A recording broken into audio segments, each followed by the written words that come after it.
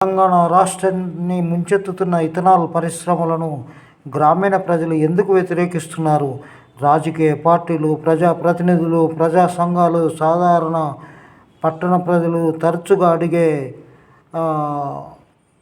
ప్రశ్నలకు మా వివరణ. రచన doctor Kapala Baburao, scientist for peoples, Kanneganti Ravi, Telangana peoples joint action committee. అదేవిధంగా ఫోన్ నెంబర్ ఆల్సో అవైలబుల్ 9912928422. అదేవిధంగా ప్రచురణ సంస్థ Telangana peoples joint action committee. వీళ్ళందరూ కూడా ఇథనాల్ కంపెనీలో మాట్లాడడం జరిగింది. దీని యొక్క సారాంశాన్ని మనం గమనించితే మనము ముఖ్యంగా తెలంగాణ రాష్ట్రాన్ని ముంచెత్తుతున్న ఇథనాల్ పరిశ్రమలు గ్రామీణ ప్రజలు ఎందుకు వ్యతిరేకిస్తున్నారు? మోడీ నేతృత్వంలోని కేంద్ర ప్రభుత్వం 2021లో తీసుకొచ్చిన ఇథనాల్ 20 విధానాల్లో భాగంగా తెలంగాణ రాష్ట్రంలో వివిధ జిల్లాల్లో 30 ఇథనాల్ పరిశ్రమలు ఏర్పాటు కానున్నాయి. ఆంధ్రప్రదేశ్లోనూ ఇతర దాదాపు అదే సంఖ్యలో పర్యావరణ అనుమతులు ఇచ్చారు. దేశవ్యాప్తంగా వాహనంలో వినియోగిస్తున్న ప్రతి లీటర్ పెట్రోల్కు 20% ఇథనాల్ కలపడం ఈ విధాన లక్షణం.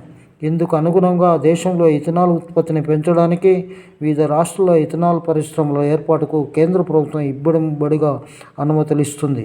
గతంలో ఇథనాల్ను చక్కెర ఉత్పత్తిలో ఉప ఉత్పత్తిగా వచ్చే మొలాసిస్ ఆధారంగా తయారు చేసేవారు.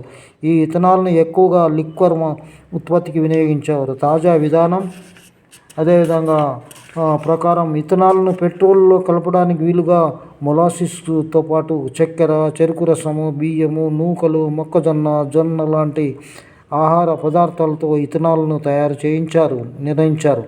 రోజుకు 60,000 లీటర్ల నుండి 6 లక్షల లీటర్ల వరకు ఇథనాల్ను ఉత్పత్తి చేసే సామర్థ్యంతో ఈ ఇథనాల్ ప్లాంట్లు రాబోతున్నాయి.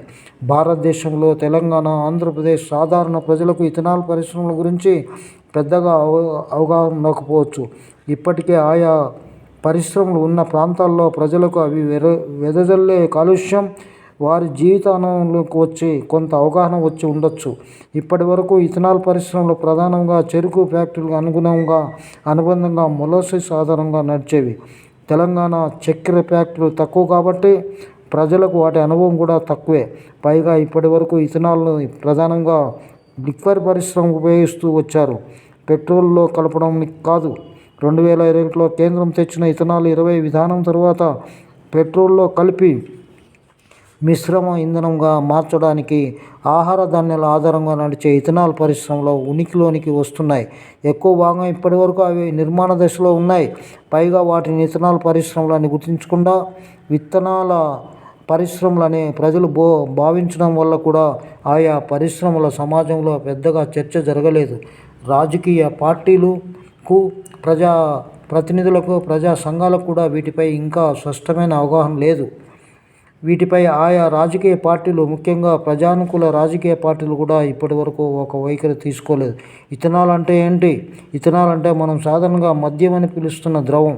దీన్ని ఆహార ధాన్యాన్ని పులియబెట్టడం ద్వారా లేదా పెట్రోల్ ఉత్పత్తుల నుంచి తయారు చేస్తారు. ఇది ఇంధనం ద్రావకం. క్లుప్తంగా చెప్పాలంటే మరో పేరు ఇథైల్ ఆల్కహాల్.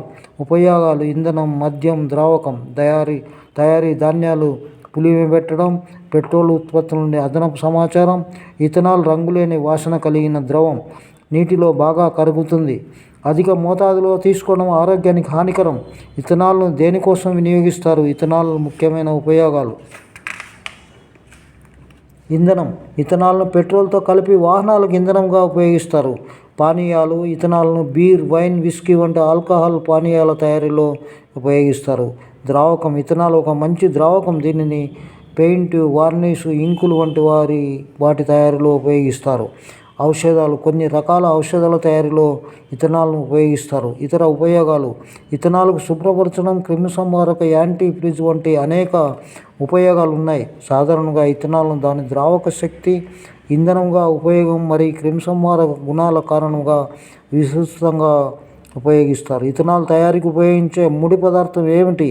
ఆహార ధాన్యాలు: మొక్కజొన్న, జొన్న, బియ్యము, గోధుమ లాంటి ధాన్యాలు ఇథనాల్ తయారీకి అత్యంత సాధారణంగా ఉపయోగించే ముడి పదార్థాలు.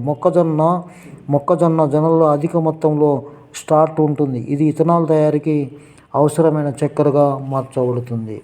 వరిలో అంటే బియ్యంలో స్టాల్చ్ ఉంటుంది. ఇది ఇథనాల్ తయారీకి ఉపయోగపడుతుంది. నమస్తే, థ్యాంక్ యూ వెరీ మచ్.